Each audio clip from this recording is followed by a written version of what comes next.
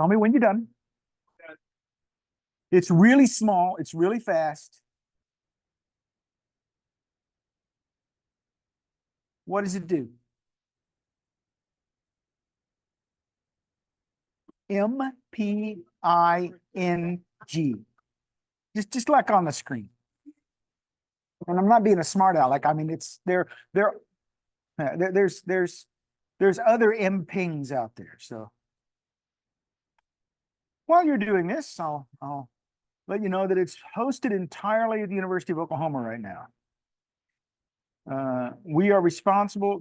There is another way to enter your observations without the app, because the app is merely the implementation of a application program interface, an API, wrapped in an app. But if you have RadarScope, they have implemented that API into RadarScope. So with RadarScope, you can also submit mPING reports.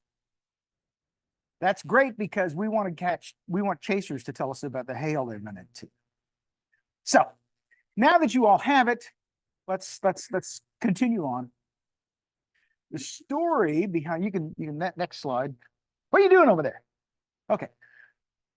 The reason we did mPING early on, the very beginning in 2012, was because the next-rad radars were being upgraded to dual polarization.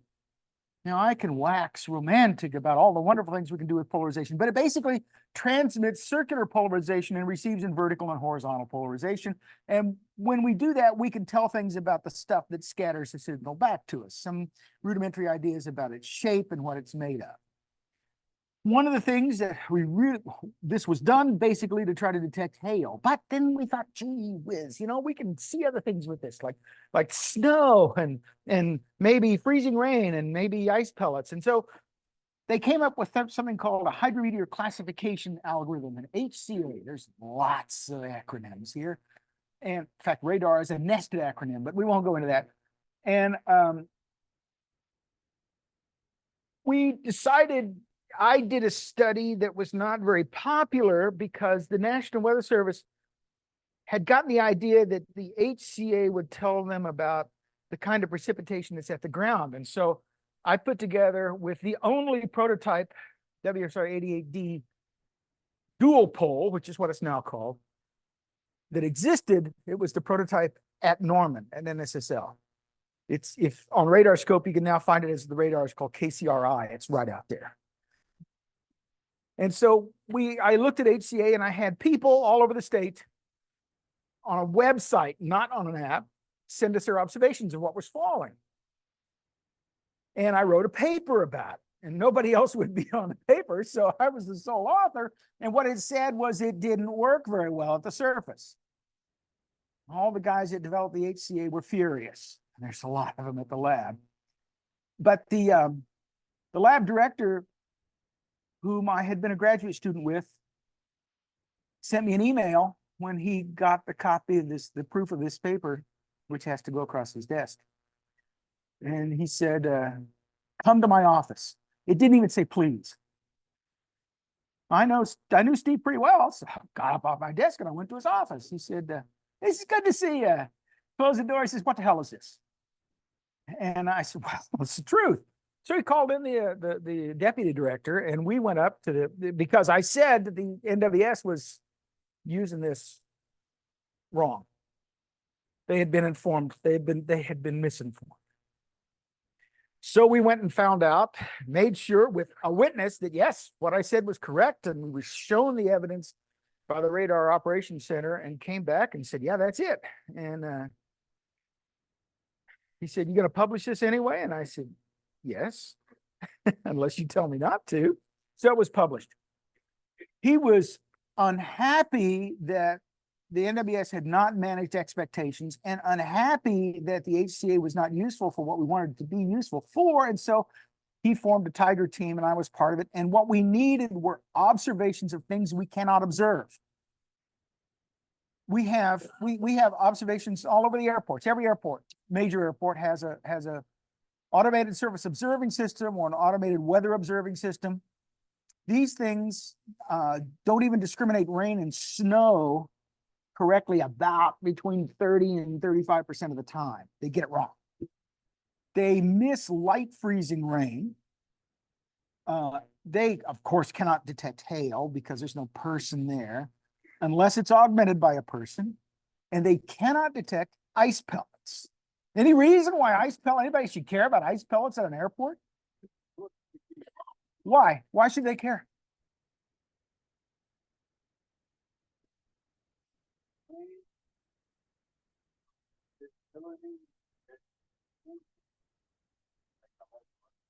Well, let's think about what ice pellets are. They're frozen raindrops, right?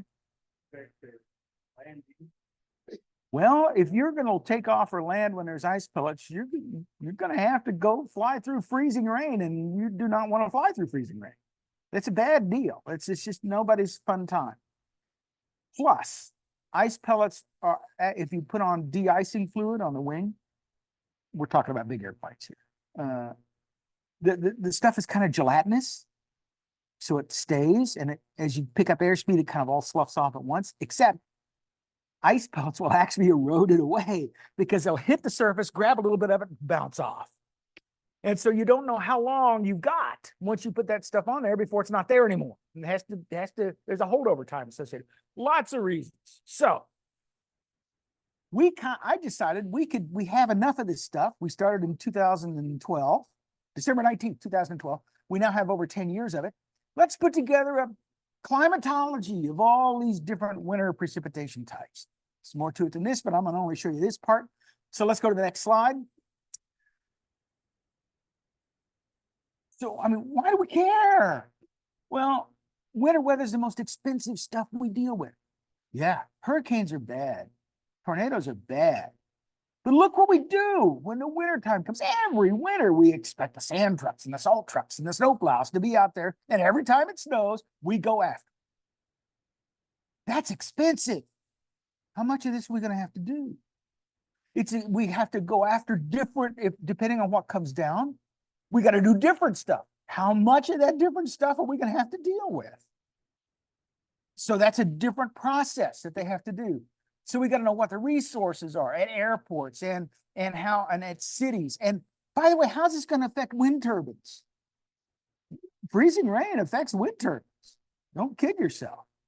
How much of that they're going to have to deal with?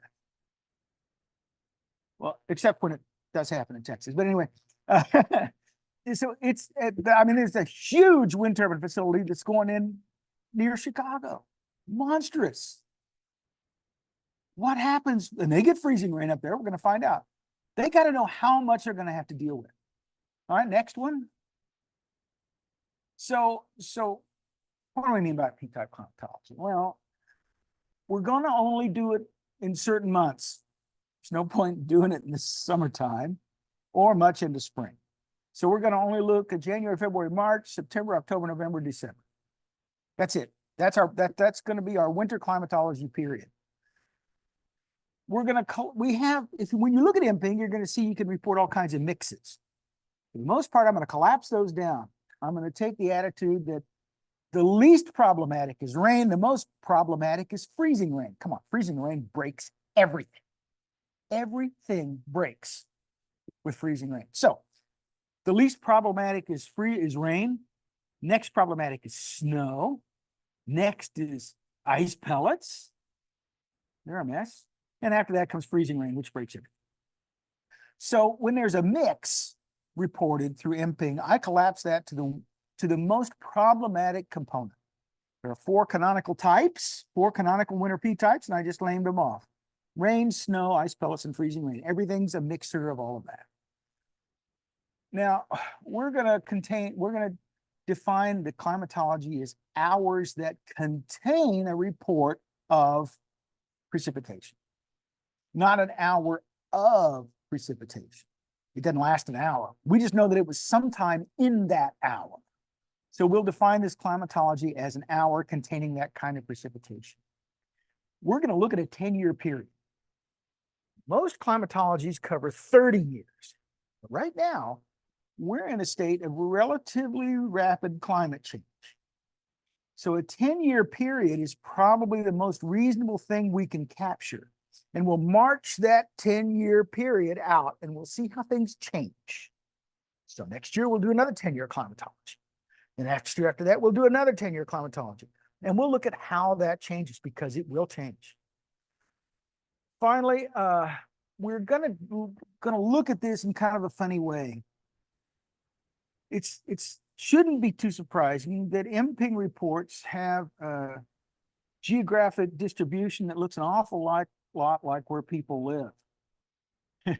You see more of them in cities than you see out in the countryside. You see more of them east of the Rockies than you do within the Rockies.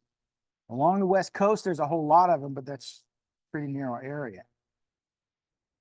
If I took things at face value, the implication would be that we only get precipitation where there's people. And we know that's not true. So we have to come up with some way to fuzz this out that we'll buy that says, no. I mean, your report actually has some kind of valid area around it. This is a hand wave, but it's a way to make sure that each report is counted only once. I don't want the report to affect any other grid points. This is going to be gridded, XY grid. I don't want a report to be counted twice in two different grid points. And we can't come up with a nice mathematical way to do this because they're categories. How do I weight a category across grid points? This is a whole nother can of worms that I'll not open. So let's take a look at where our observations are. These are where our surface observations are. Every point is where we have a surface observation. It doesn't look too bad, except that that's a map of the entire United States. There's kind of some distance between them. It's a lot of areas we don't know about. These are ASOS, actually ASOS and AWOS, automated surface observing system, an automated weather observing system. We have an AWOS here at this airport. These things are not perfect. They're automated because it's a heck of a lot cheaper to look at something that doesn't require a person to be there all the time with eyeballs, seeing what's falling. They're more accurate, they're more precise, but they're expensive. This saves us a boatload of money at the cost of data that's not quite as good. So let's look, that's where all the ASOS observations are. Where'd all the mPING observations come from over these 10 years? Well, that's a lot more of them. There's about 4 million mPING observations there. And as you can see, you kind of know where the highways are and where the cities are, where people live and where people don't. So we're going to merge these two together. We learned that we needed to do this with something I'm going to talk about later, that we're going to merge it. And we're going to put them on what's called a hex bin grid. The points what we do is we count them inside each one of those hexagonal cells. This is used all the time for geographical information services and all kinds of things. And so each cell has a center point marked by that dot. And so we're going to actually grid it, and we're going to apply it where each one of those dots are. And we're going to count them. We're going to count how many observations we have every hour in every one of those grid cells.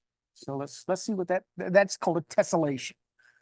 So what are our characteristics? Well, we got 5-minute data from the ASOS. ASOS will never see ice pellets. It can't detect mixes. People can, but ASOS cannot. ASOS misdiagnoses rain and snow. We already talked about that. And it often misses very light precipitation. mPING, on the other hand, is not evenly distributed in space. ASOS is. And mPING goes to sleep. At night, mPING goes to sleep. Because, people that use it, there's some people that aren't asleep, that sleep during the day. That's okay. They're covered by the ones that are awake. And the mPING obs contain errors. Yeah, they contain errors. I've even submitted wrong obs. I hit the wrong button. You can't call it back. That's okay because it's crowdsourced. Because it's crowdsourced, that means any individual error is overwhelmed by the crowd. And we do not, neither ASOS nor mPING tries to estimate intensity. That's because there's no good way to do it without serious instrumentation. Sure, you used to do it by visibility in rain and snow, but it turns out we have learned since then that the visibility depends far more on the distribution of the hydrometeor sizes than it does on how fast, on how much stuff is falling. So that's not a good way to estimate the intensity. So let's see what some of this stuff looks like. Enough yakking. Let's look at some pictures. We'll start with rain because it rains in the wintertime. So here's how many hours contain a rain report over a 10-year period. And in the wintertime. And as you kind of expect, there's more rain in the south than there is in the north. Our maximum rain, by the way, off of the coasts, pay no attention to that. That's the man behind the curtain. There's some, with the contouring routine, does some strange things when it doesn't have any data to contour, but it used to have. And it thinks it kind of has data around the edges. That'll be thrown away when for the publication.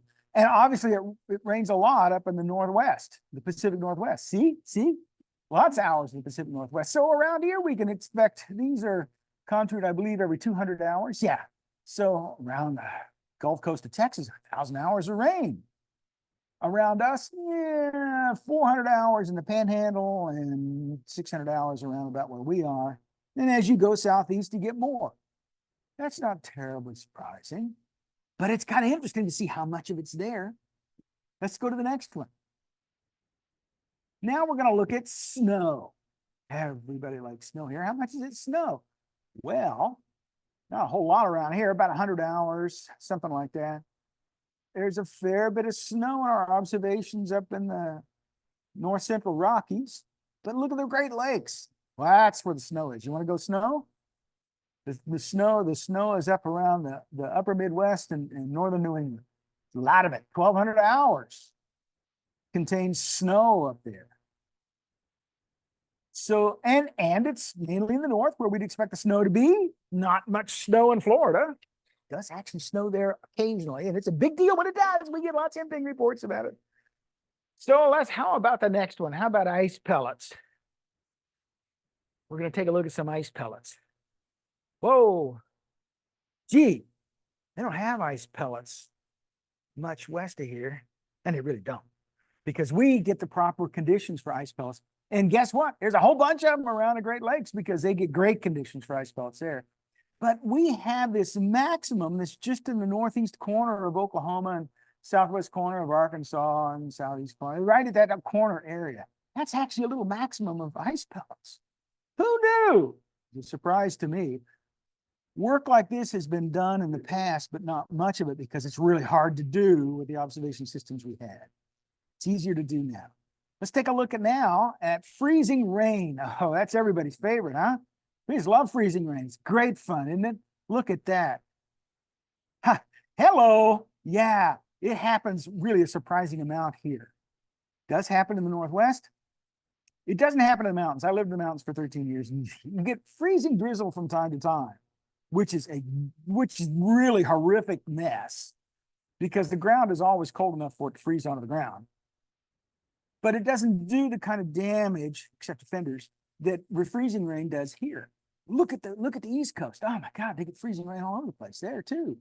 We're really close to a local maximum. Right there in northeast Oklahoma. I used to live in Tulsa. Yeah, we got freezing rain.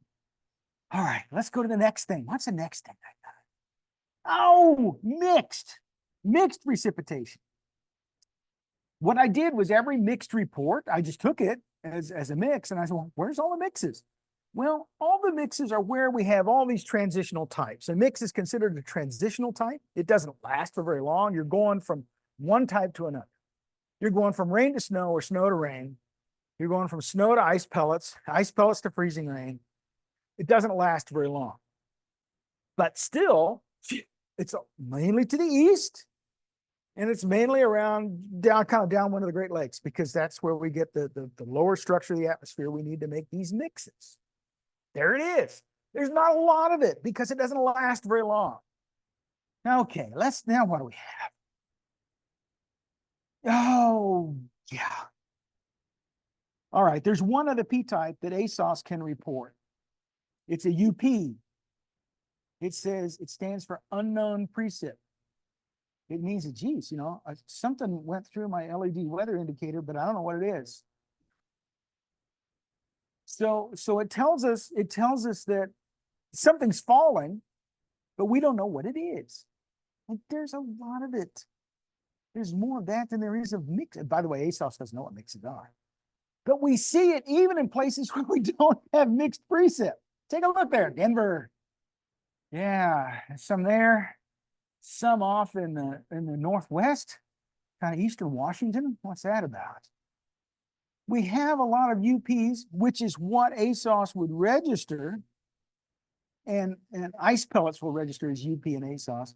But it turns out that UP, we can't seem to pin it down to a particular p-type. So we can't say, oh, a UP means it's ice pellets. It means it's a mix. We don't know what it is, but we know that it gets reported by quite a bit, like, I don't know, 270 hours around New York City, in the Northeast and in New England,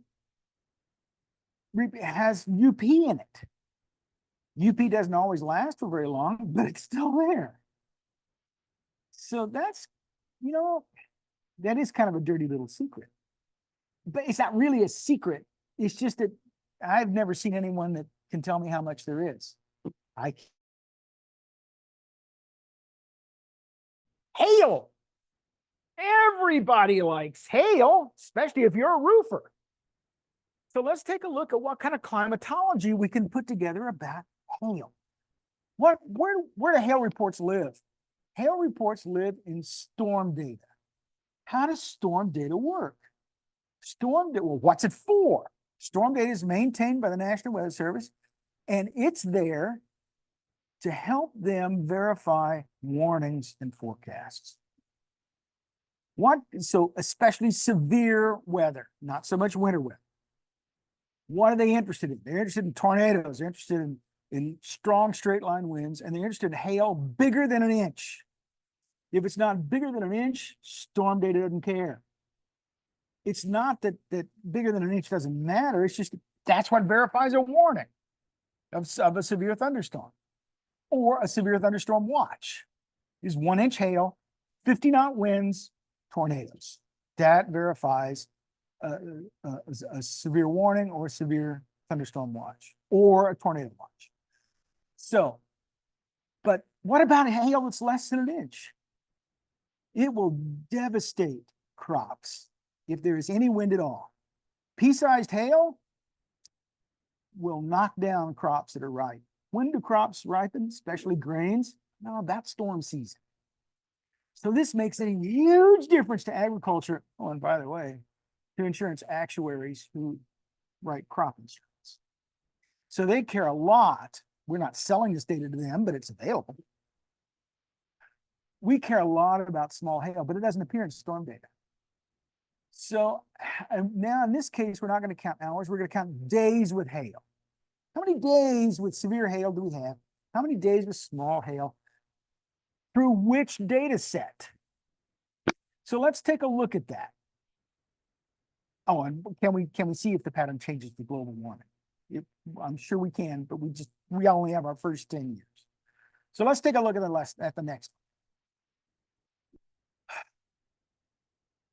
To assess hail days in storm data, it's not always possible to get accurate times of occurrence because often people are running inside and they're worried about severe weather warnings and they're not looking at the clock. But when you send a report with mPING, it gives you your exact location, like as many decimal points as the device will return, and the exact time. We get that from GPS. So when you send a hail report, we know exactly where it is and exactly what time it occurred.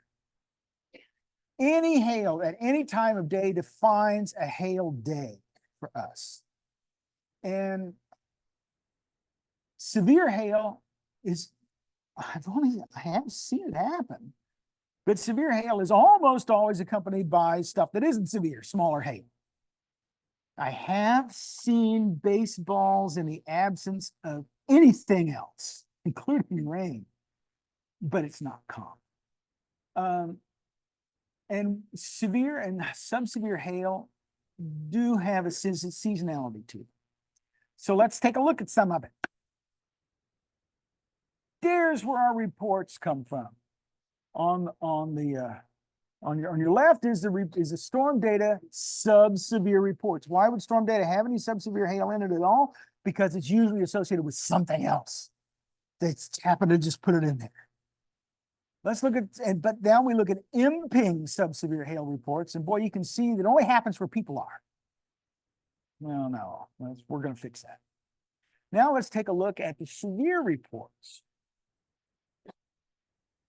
Oh, storm data has a whole lot more of them than mPING does. What's going on?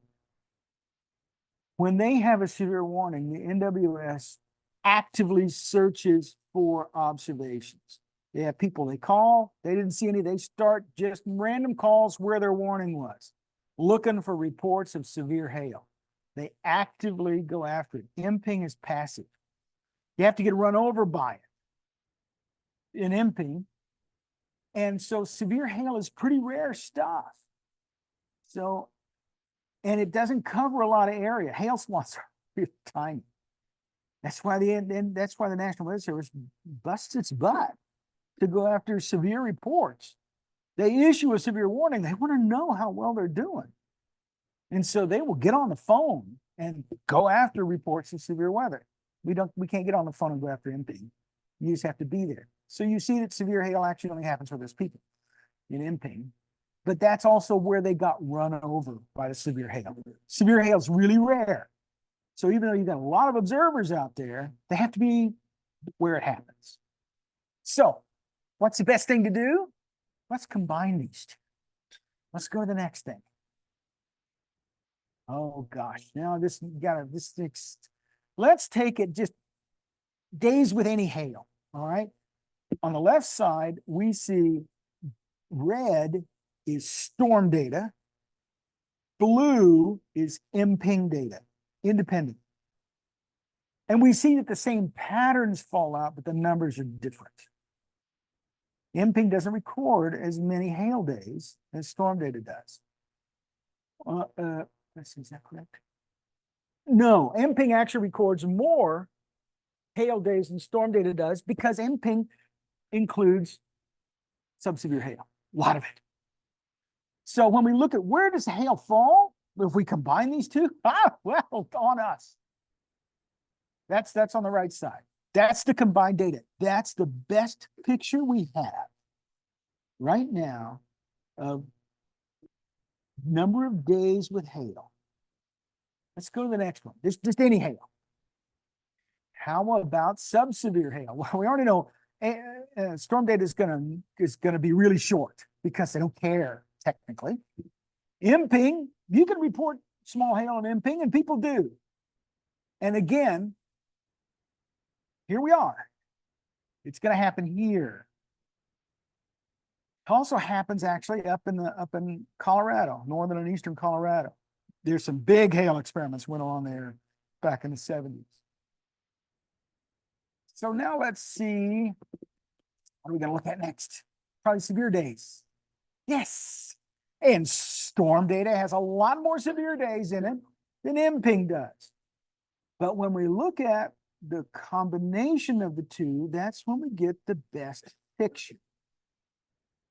Even though each data set is flawed, we still get a better picture when we put them both together. And now we see that, well, across the year, actually, northeastern Colorado wasn't a bad place to have a big hail experiment because that's where they have the most big hail. We're coming in about number 2, but it's right here. How about, I bet the next is seasonality, isn't it? Yes, okay. The green contours are March. And you see they're in the southeast. That's their severe weather season, is early spring. You see by the time we get to May, it's red, us, that's us. And we get to blue, that's summer. And summer is a northern plains severe weather season. So we can, in fact, with combining these two data sources, catch the seasonality that we know is there in nature. So let's see. Now what do we do? What's the next thing? We get to conclude. We conclude that when we merge these two, it really means something. And that gives us the best picture. mPING only count, but even so, when we looked at the severe weather, and if we assume that storm data, if there's severe hail, storm data will catch it. mPING only captures about 20 to 35% of the hail days because that's all the severe data that it captures. So it's pretty safe to assume that, because not everyone is everywhere, we still miss hail by a factor of 3 to 4 to 5.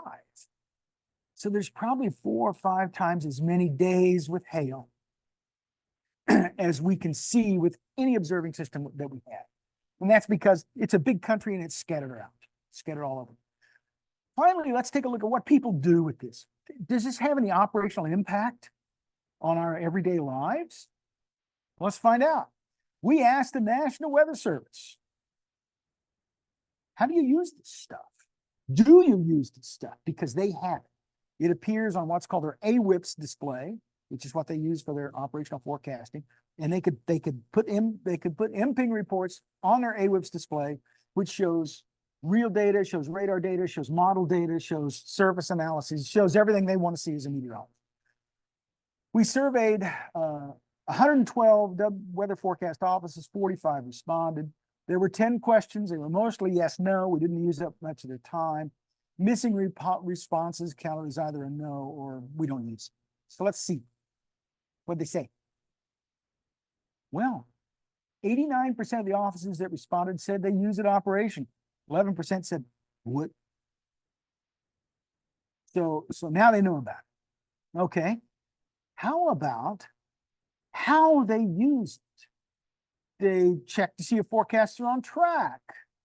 They look for forecast verification. They situational awareness and warning generation. They actually use this to generate warnings if they don't have any other information.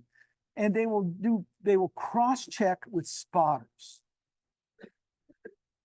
Well, and you can see that this all adds up to more than 100% because a single office can use it for all these things.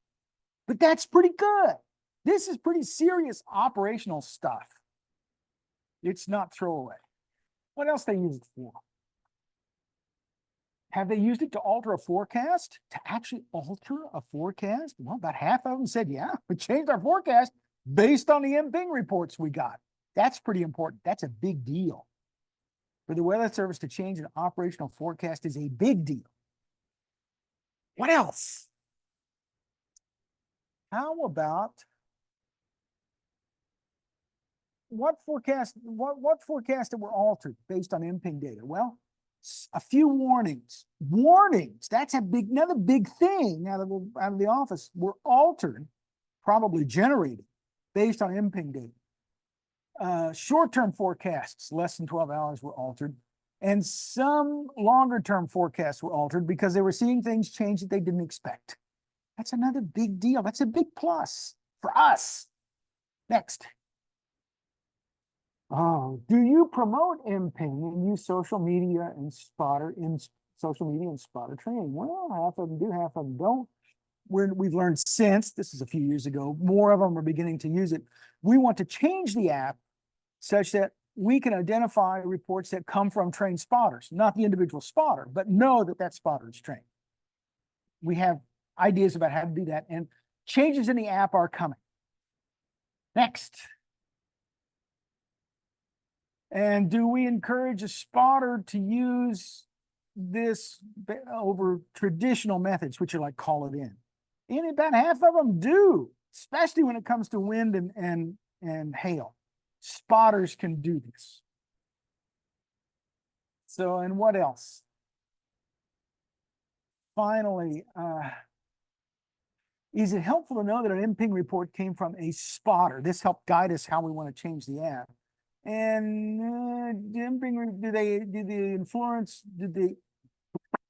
mPING reports influence or what the hell did I say? Enhance, yeah, enhance. I misspelled enhance, you idiot. Do they enhance confidence in spotter reports? And the answer is yes. So it's useful. It's useful to the National Weather Service. All right, let's see what else I misspelled. Would subsetting mPING obs to only your county warning area, that's their area of responsibility, would that be useful? So you don't have to filter out other stuff? And well, yeah, it would. Sure, do it. Finally, am I going over? Okay. So what were the results? Well, fundamentally, I'm not going to read it. You can read fine. It's really useful. It helps the National Weather Service. We're in the process of trying to transition mPING over to something operational. Weather Service is not going to be the ones that host it. They don't need another thing to look after, so they're going to contract it out. OU is not in the contracting business, but we found some people that are interested in doing it. So it's ultimately going to be passed on out of OU's domain, but all the researchers in the world will still have free access to it. The way it works will not change. Nobody will have to pay for using it or sending reports. The company that will host this is a special sort of company. It will be what's called a data bot. The National Weather Service will purchase the observations, the data from this company, but it's worth it to them. It's not worth it to them to actually build a computer system and hire somebody to look after. That's not anything. And so I think that finishes this off. Okay. Yeah, I don't even have a question slide. So, got any questions? What? Can you go through walk through a test? Yeah. report? Well, all right, sure. Anybody with mPING, bring it up. Which should now be everybody because you open your hymnals to page mPING. Okay. Well, no. I got you. Oh, no. I meant to bring mPING. I deserve that, I guess. So. What do I just fell out of my pocket? I don't know. It's folded. All right. So open mPING on your iPhone. There. Yes. Very good. Okay. First of all right, let's look at reports. So open a browser. Go to mping.ou.edu/display. You can do that, Mark.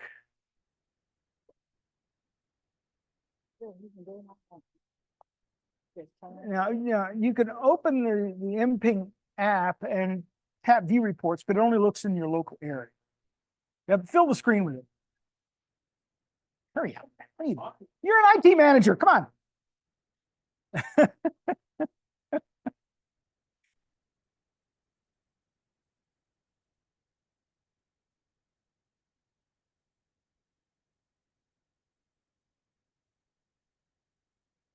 There you go. So we have a constant ongoing display, which is actually, you can send mPING reports from anywhere in the world. This it opens up on the continental United States. So open your mPING app, and when you open it, you will see select report type up at the top. Tap that, and you'll see a list come up.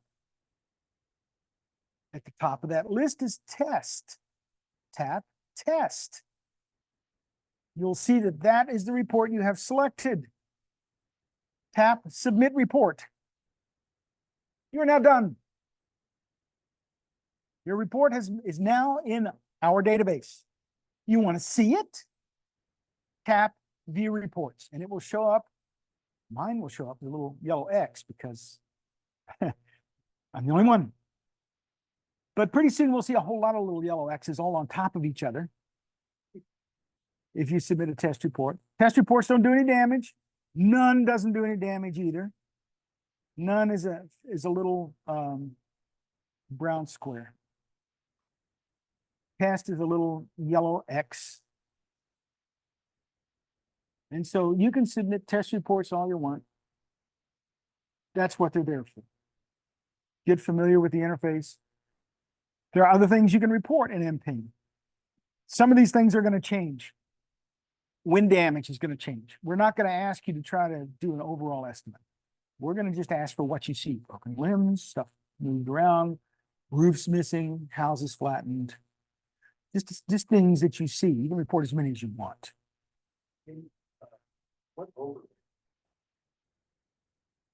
There are some different maps that you can choose, different colors of maps. Well, it's dark because we want you to be able to see the icons easily, but here's just a regular map. And you can get more geographical references that way, but some of the icons are difficult to see. Well, there's a selection up in the north upper right hand. You can close the legend. You can see the legend of what all the icons are on the display. See those three things on the right side in a vertical row. The middle one shows you the legend. Looks like a little golf ball on a tee. Click that and the legend shows up and you can scroll through that and see what all the different icons mean. You can stop the looping with the pause button. You can only see the latest reports with the open circle.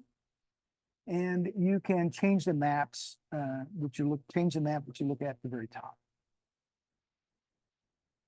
You can report tornadoes. Please do if you see one, but you will not see it on the report. Those are the domain of the National Weather Service only. They did not want us to report tornadoes or to show those reports because they want to be the ones in charge of issuing tornado warnings. They don't want bogus warnings to go out. And yes. Go ahead.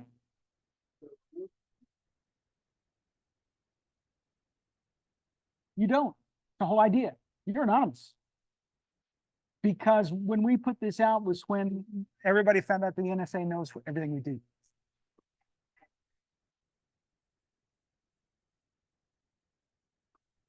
It depends on how they do it, but most of the time, the last hack that we got was from 3 different people, and they were trying to draw figures with bogus reports, and no one can ever do that again. You can submit bogus reports, but you have to wait 30 seconds between them. And if you got to wait 30 seconds between them, you're going to have to be really patient to do it very much. And all you can do is submit it from where you are. Sure, you can try to fake your location with Android devices. It's possible.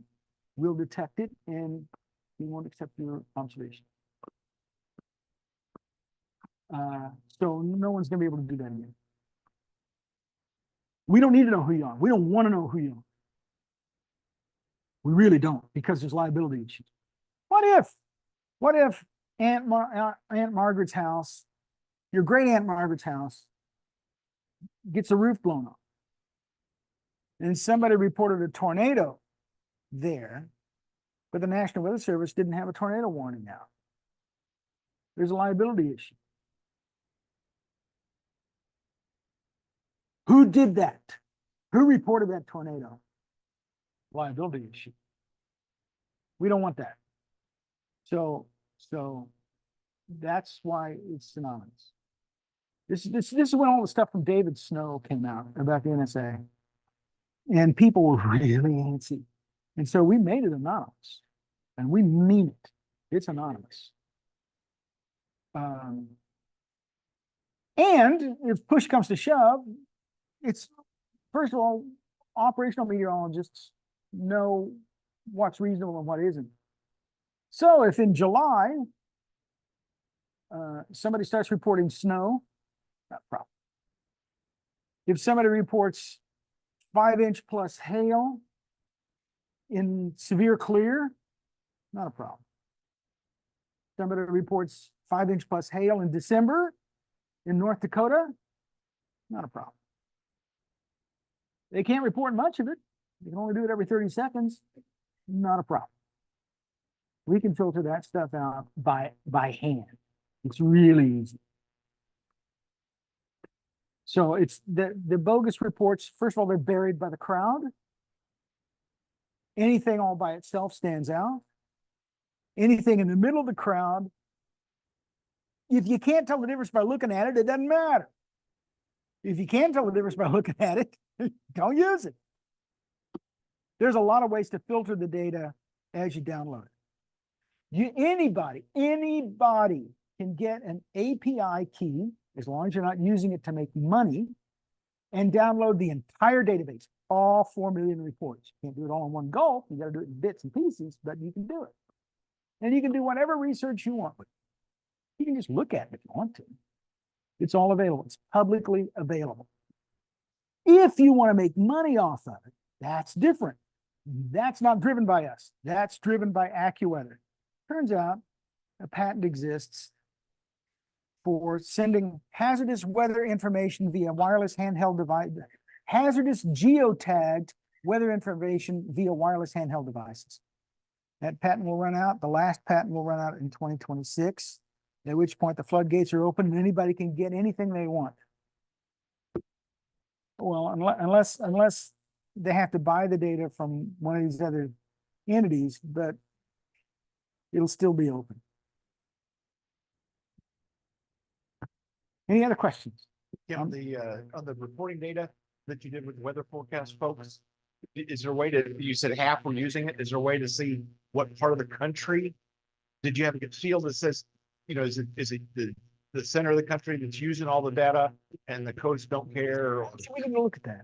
I'm sure we could have, but we didn't. Because that would be kind of cool to see if it's, you know, if it's one. I'm pretty sure they were kind of scattered all over.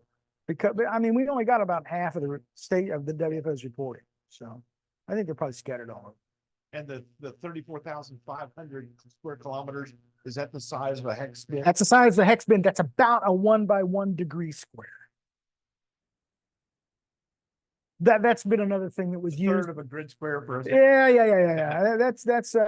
That was another area that was used in some previous hail studies. But tessellating on a square has problems at the corners. Any other questions? Great, I'm done. Hope you had fun. Thank you very much. Short break. Come on back.